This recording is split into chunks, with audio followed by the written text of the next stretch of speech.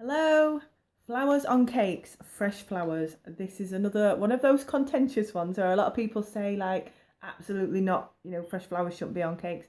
A lot of them seem to make really good sugar flowers and make a lot of money out of it. So, I just want to give you the information, the stuff that I know, and then hopefully you can just make your own decision as to whether to put fresh flowers on cakes.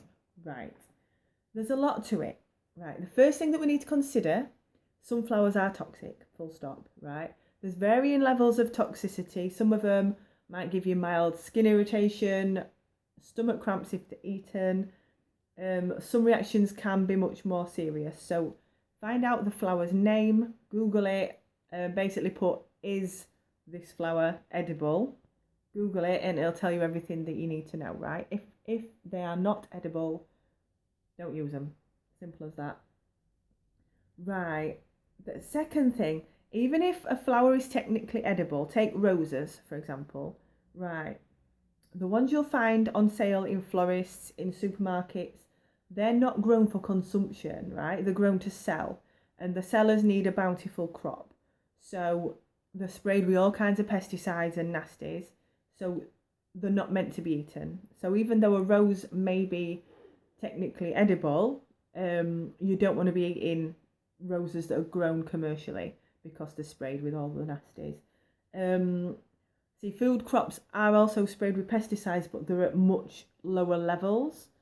So, and it's much more heavily regulated because they are grown for consumption. So, have a think about that. The levels on flower crops are, you're talking 100 times higher than, so what I've read, than on veg crops. You'll find a lot of florists, people are like, oh, I'll just ask the florist. You've got to bear in mind, a lot of florists will know which are edible and which are not, but they're trained to be a florist. They're not trained with food. It's not their job to know your job, right? So you need to do your own research. So it's best to find organically grown edible flowers. In my opinion, they're the only ones that really should be on a cake. But everyone's different, and that's absolutely fine. We all find our own way of doing things. If you're trying to stick to edible and organic flowers, it really limits us in terms of the seasonal growth. Because I remember Maddox Farms, who do edible flowers, they put a post out about, you're just not going to find red roses in the UK in Valentine's Day, for Valentine's Day, that have been grown in the UK, because they're just not in season. Even in greenhouses, you don't get the same flowers all year round. It's just not possible. There are a couple of British suppliers that I have used. There's Greens of Devon and Maddox Farms that I've just said. I will add the links to their websites below this. If you know any others, get them tagged in. They're brilliant suppliers. If you've got a good market greengrocer, as I have, if you order in advance, they can often pick you up a box. You won't be able to pick and choose exactly what's in them, but quite often they can get the little punnets, are just organic edible flowers. They need to be used up really fast. They need to be consumed in 2 or 3 days at the most. They need to be kept chilled as well. These flowers, they are grown in the UK. So you're not going to find organic summer blooms in February, but you'll probably get a few violas and the like, little tiny flower heads. So you can often get something.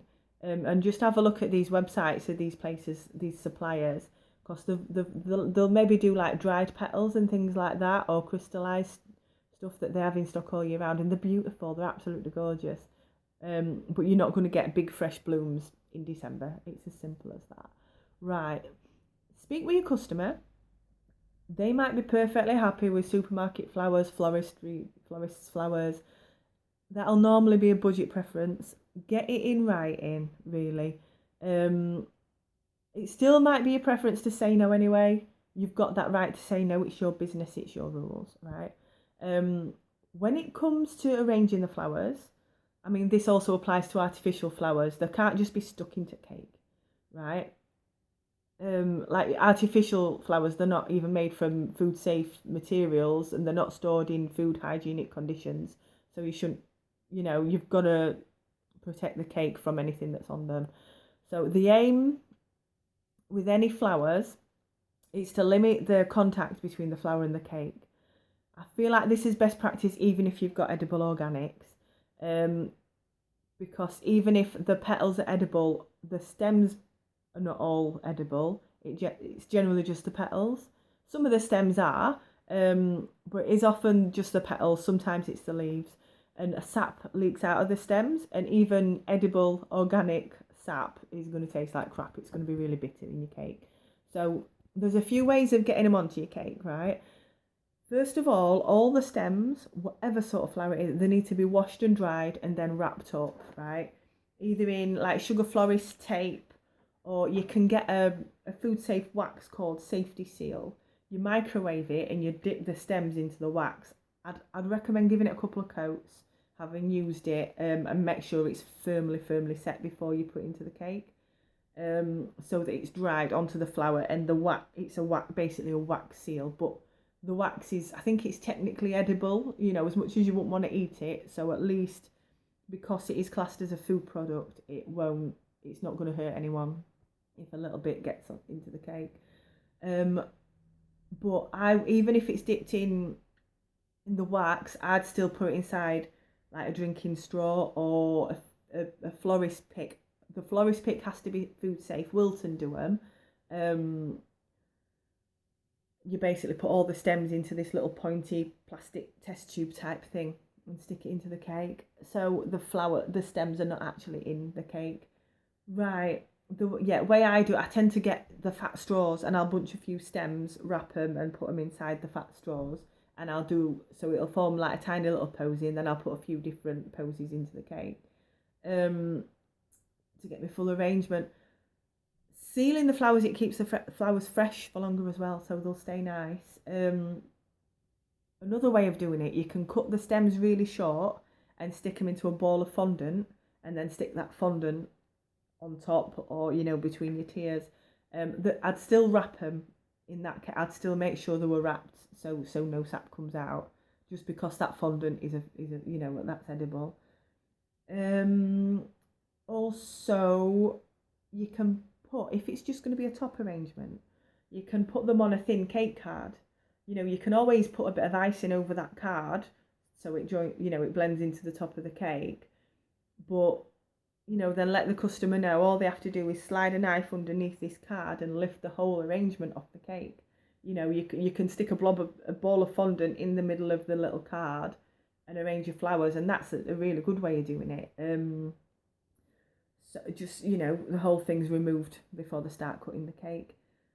If the flowers are not edible and organic, you need to have some kind of barrier between the entire flower and the cake.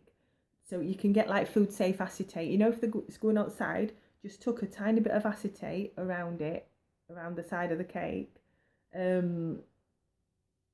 It's especially important, I think, on buttercream, because the petals will stick into the buttercream.